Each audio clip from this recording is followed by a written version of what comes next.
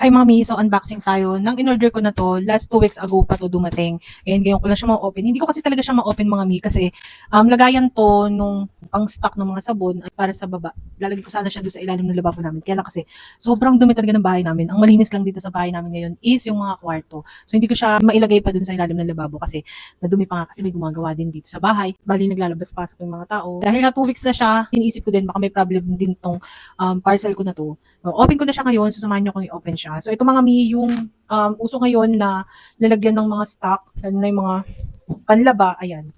Ito siya mga mi. So, open natin.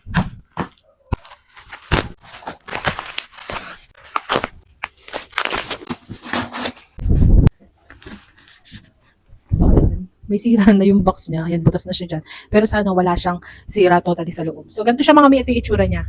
Ayan siya. So, ito, nahihila yan. So, tara, open natin.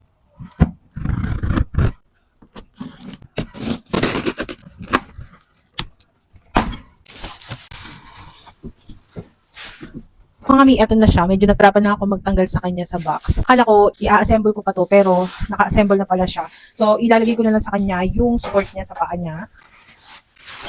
Ito yung itsura niya. Ayan. Nahihila siya. Perfect to talaga panlagay sa mga ilalim ng lababo natin. Para hindi na rin tayo mahirapan, hilahin mo na lang siya ng ganyan. So, meron siyang kasamang ganito. 3 screw na maliit. Ayan. Then, yung rubber niya sa kanyang paa. So, kakabit ko lang to.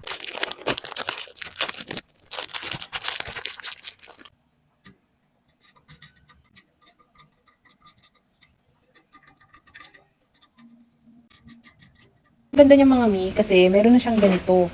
Makapal din yung ganito niya mga mi. Perfect siya kahit lagyan mo siya ng anything dito sa taas or lagyan mo siya ng maliliit na bagay, hindi siya lulusot sa baba. At ganito naman yung sa ilalim niya. Eh, pagka hinila mo siya, hindi siya mahirap hilahin.